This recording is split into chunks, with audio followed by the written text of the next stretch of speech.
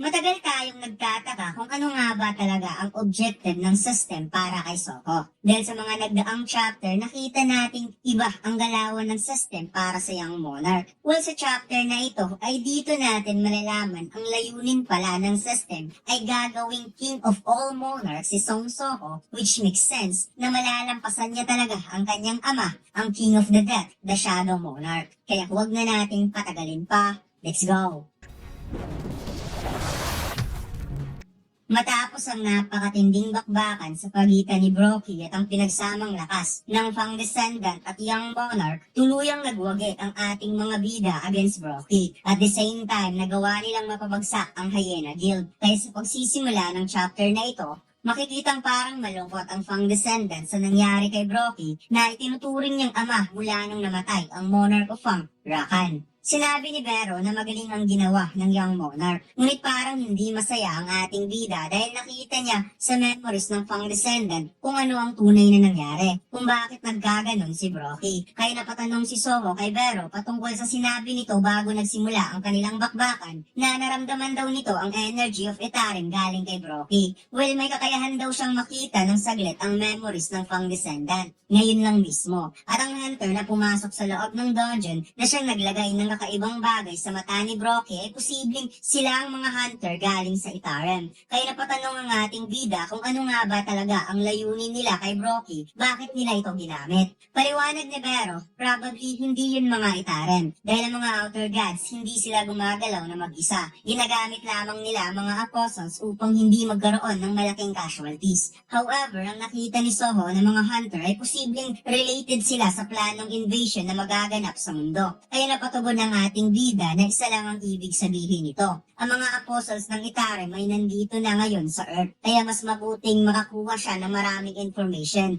Napatugon si Vero na mayroon pang isang paraan upang makakuha ng information, bagay na ikinagulat naman ng ating bida. Na wikang talaga, paliwanag ni Vero na si Brockie ay mayroong memories patungkol sa mga Itarem. Kapag lalamunin niya ang bangkay nito, kaya niyang makita ang memories ni Brockie. At the same time, sa pamamagitan nito, mare-recover niya ang kanyang mana, so parang pumatay lang daw siya ng 2 ibon gamit ang iisang bato. Kaya sagot ng ating bida, ang dami mo namang ability.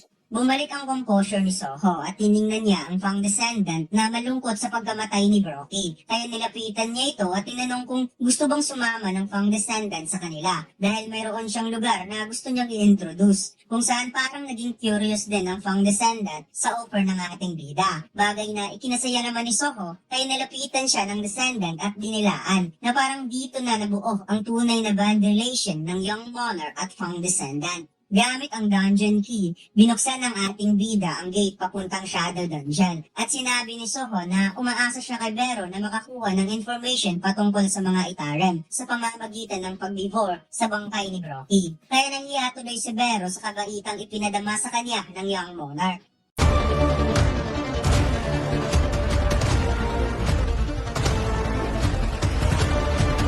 Subukan niyo maglaro ng Run Online Studio 4 Episode 7. Ang download link ay nasa ibaba. Maraming salamat, mga Lods.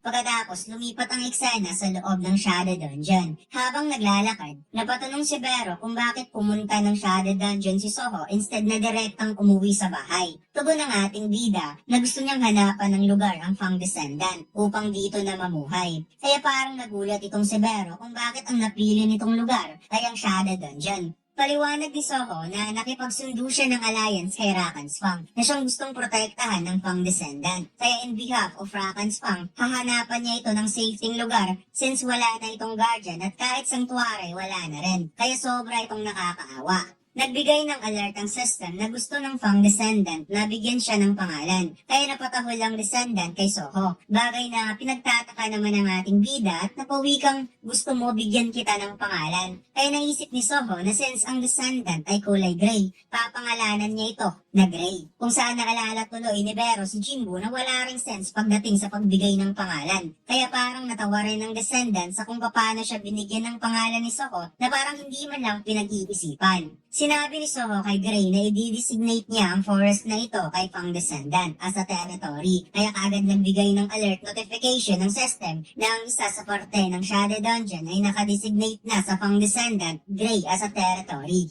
Napatanong si Soho kay Vero kung ano naman ang kakainin ni Gray sa lugar na ito. Paliwanag ng insekto na since si Gray ay galing sa Fang bloodline, sa tingin niya kumakain ito ng living organism kagaya ng isang monster. Kaya napangiti ang ating bida na wikang that's good habang nakatingin sa malaking puno at sinabi na alam niyang mayroon pang monster na nasa paligid na hindi pa niya napapatay. Kaya uutusan na lamang niya si Gray na linisin ang mga ito at hindi na talaga nagkamali ang ating bida dahil mayroon na namang goblin scouts na nagmamanman sa kanila.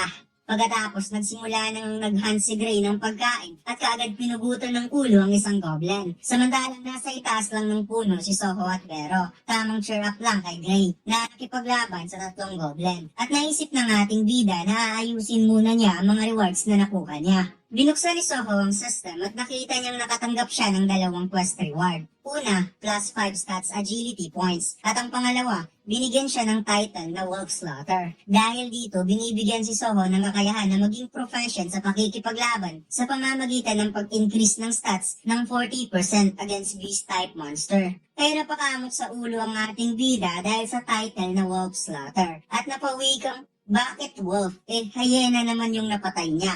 Kaya napatugon si Vero na tingnan na lang natin yung walang kwentang detalye ng Monarch. And I guess hindi naman si Broco yung dahilan kung bakit nabigyan siya ng title na Wolf Slaughter. Maybe binigyan siya ng system dahil sa band na namamagitan sa kanila ng Fang descendant na si Gray.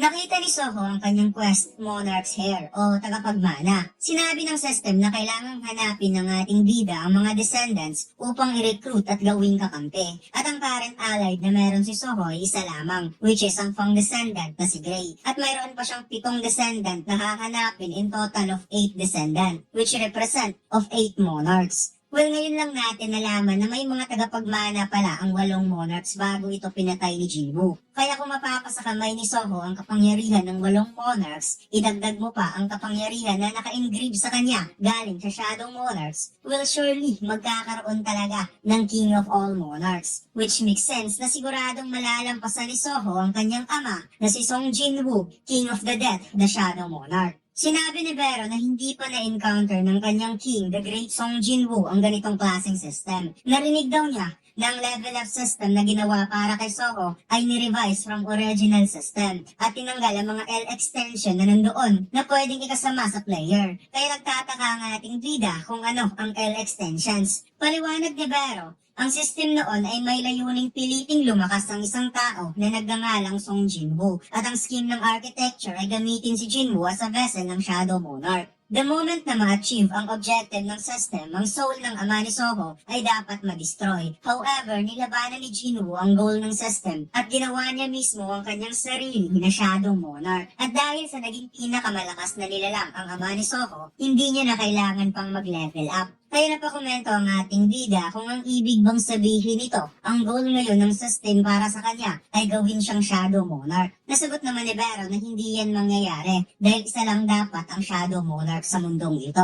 Naniniwala siya na ang system mismo ay nag-adapt ng direksyon kung saan mas may advantage si Soho at mag-act as a guide. Kaya kung may mga bagong functions na lilitaw, dapat tatapusin kaagad dahil makakatulong ito para kay Soho.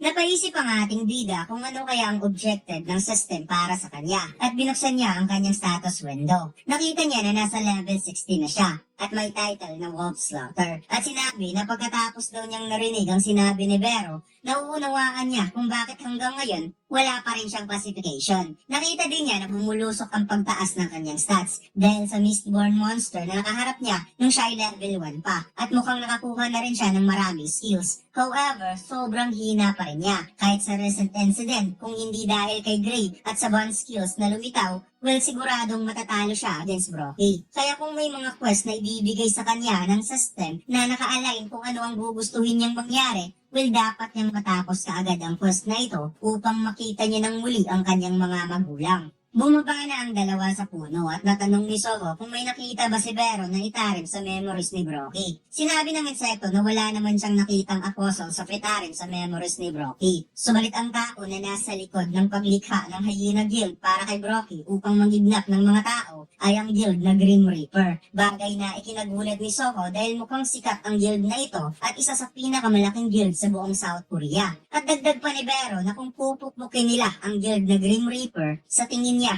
makakakuha sila ng information patungkol sa mga Itarans. Lumipat ang eksena sa building ng Grim Reaper at ipinakita ang isang tao na nakaupo sa malaking office at kinakausap ang tumawag sa kanya na si Lim Taegyo. Sinabi niya na di ba pumunta ka ng Southeast Asia para tulungan ng isang malaking raid. Tugon ni Lim Taegyo na hindi yan mahalaga sa ngayon. Ang importante ay ang article na lumabas na wikang ikaw pala ang tao na nasa likod ng hyena incident, di ba? Tugon niya, anong incident? Makikita lang niya ang hyena kapag pupunta siya ng zoo. Sinabi ni Lim Taegyo na nalaman niya na at hindi na kailangang tumanggi pa. Kumukuha ito ng komisyon galing sa Hyena Guild. Kaya siguradong malalaman kagad ito ng Hunter Association. Tugon niya, ano ngayon? Kung sasabihin niyang wala siyang alam patungkol dito. Kapag papagalawin niya ang kanyang mga lawyers, kahit ang Hunter Association ay wala nang magagawa pa. Kung kaya't sumagot naman dito si Lim Taegyo na wikang kahit na huwag itong maging overconfident, maybe ang batas ay hindi gaanong makapangyarihan, subalit ang Hunter Association chairman ay napakahirap kalabanin. At dito ipinakita si Lim Taegyo na handa nang pumasok sa gate, dala-dala ang kanyang bow. At mukhang mataas ngayon ang buhok ni Lim Taegyo, mga lods. Hindi na ako magtataka kung sa mga sumusunod na chapter ay ipapakita din ng mga Esrang Hunter noon na nakasama ni Jinwoo. Sinabi ni Lim Taegyo na dapat linisin kagad ang problema bago siya makabalik, saka pinutol ang tawag. Kaya namula ang mata nito sa galit dahil binabaan siya kaagad ng tawag matapos sinabi ang gusto nitong sabihin. Isa lang daw niya itong driver noon at ngayon nagiging arogante dahil naging Esrang Hunter. Kung kaya hindi siya nakapagpigil at winasak ang malaking lamesa sa kanyang harapan.